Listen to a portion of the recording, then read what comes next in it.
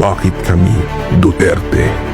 Noong 2016 sa isang bansang sugatan, may isang taong tumayo, humarap at nanindigan para sa ordinaryong Pilipino. Rodrigo Roa Duterte. Droga dinabanan, hustisya pinainting, kriminal hinarap. Bumagsak ang krimen, natakot ang sindikato, isa-isang nilinis ang mga barangay, milyon-milyon ang sumuko, libo-libo ang nahuli, bilyon-bilyon ang nasabat. Nagpatayo ng iba't ibang infrastruktura kabilang ang mga mega rehab centers para sa mga gustong magbagong buhay. Pinalakas ang PDEA, iniangat ang kapulisan at pinatibay ang hukbong sandatahan.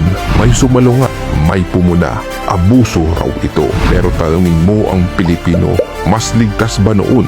Mas tahimik ba ang gabi? Mas kampante ba ang pamilya? May takot ba ang kriminal at durugista kumpara ngayon?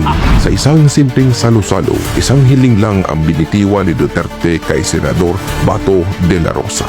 Isang beses lang tayo magiging Pangulo at PNP Chief. Ibuhos na nating lahat para sa bayan.